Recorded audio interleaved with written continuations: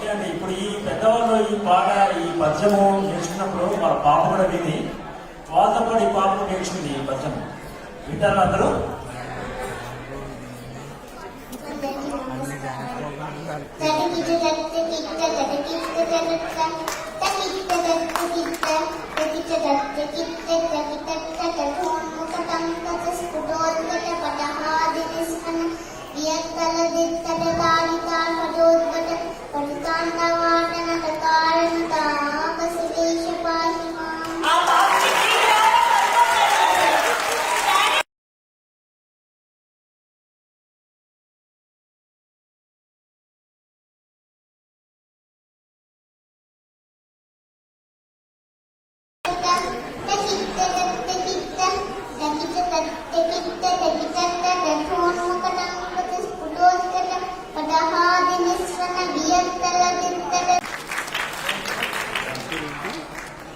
ఒకసారి ఈ చిచ్చర్ పిడికి ఇవ్వమని చెప్పి గిఫ్ట్ ఇవ్వమని చెప్పారు.